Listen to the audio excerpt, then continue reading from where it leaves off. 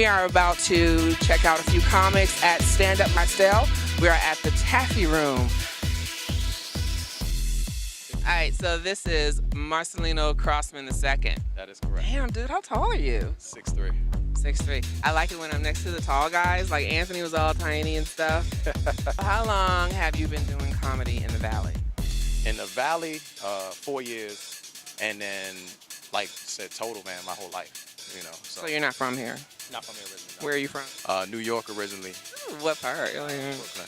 Ooh, I love Brooklyn, guys. Yeah. Ever play any clubs in New York? No, I didn't do it in New York. I lived in D.C., Maryland beforehand, and then I did like some shows as far as like hosting for like bands and hosting like just open mics for like comedians, poets, but I never wrote anything. I just kind of like freestyled it, you know. Just off the cuff. Yeah, and everybody was like, "Oh, you're so funny." I had a nickname.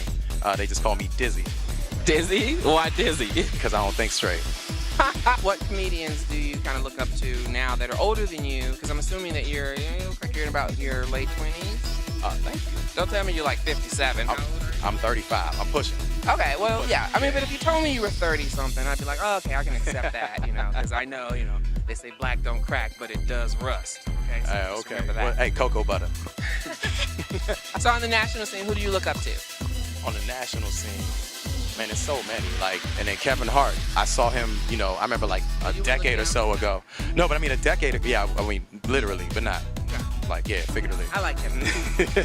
But I watched him grow, and I remember like when he was, you know, just some guy, and the next thing you know, he just blew up on the scene. Him, like Cat Williams, Mike Epps, you know, those are guys like. Cat Williams, I mean, he's probably off somewhere recuperating. We haven't really heard much from him since he was having like his meltdowns and stuff, remember? I think every comic goes through a meltdown, though. Yeah, because Martin Lawrence had his meltdown, so Richard Kevin Pryor Hart should be coming up for something. Every comic had a meltdown, like George Carlin, Robin, you know. Pryor, everybody. All yeah. of them. That's because you know what? It's the price of being funny, man. Like, you're making other people funny or making other people laugh.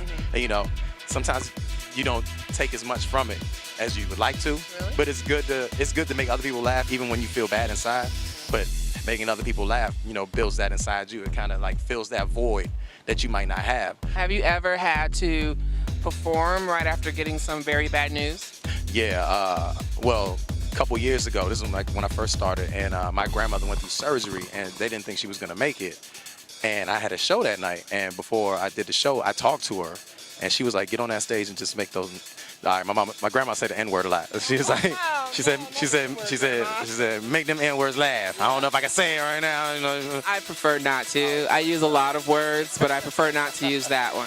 But that's what she told me. She said, make those N-words laugh, and I did. So we're gonna play a little game. Okay. Let me get my cards. Oh, shucks. I wasn't prepared for this. Nobody told me. Well, I often do things without telling you. Okay. It's called ADD. So it's a series of questions that have nothing to do with each other. Okay. And they're just serious, not so serious, and then silly. Did you know that we as humans have killed 3 million whales in the last 100 years? Did you know that? What do you think about the dead whales? I don't know. You don't give a fuck. Just say you don't give a fuck. You know what? Some of them might have been in the tuna I ate. So I was gonna ask you, would you eat whale? I mean, they put it on a plate in front of you. Look, I eat a person if I'm hungry enough. Oh man! Don't leave me in a starving island. I'm just saying. Yeah, I know. They're gonna save me for last. They're gonna save me for last anyway. You're gonna make sure of that, though. You're saving them for dessert. What do you think about John Boehner's suntan? Every time I see him, he's getting darker and darker. But I thought he didn't like brown people. Man, Boehner. Maybe I'm not that political. He's the Bane in Obama's side. Like, he's always... Like Bane, like Batman Bane? Yeah. Yeah, like Batman. Talk like this. Obama's Batman, and Boehner is Bane. Okay. So that's how much they hate each other. Well, that means he's just a figurehead then for the bigger, yeah. And that's exactly what he is. He is Bane from Batman. We just figured that shit out. What? You don't even know who this dude is. Do you watch The Golden Girls? Have you ever seen it? Yes, I have. All right, which Golden Girl are you? Oh, good question. Go with the grandma. What was her name? Sophia? Sophia, because she always had the stories. Picture this. 1922, Sicily. That was like the best. Yeah, I always wanted to hear her stories. I'm going to close on this question. Charlie Murphy or Eddie Murphy? I'm going to go with Eddie. You're going to go with Eddie? Still going with Eddie. You're still going with Eddie? I was a child of the 80s. Mm-hmm. Eddie Murphy raw. Delirious. Golden Child, Beverly Hills Cop. I mean, don't get me wrong, Charlie is a funny dude, and he tells some good stories too.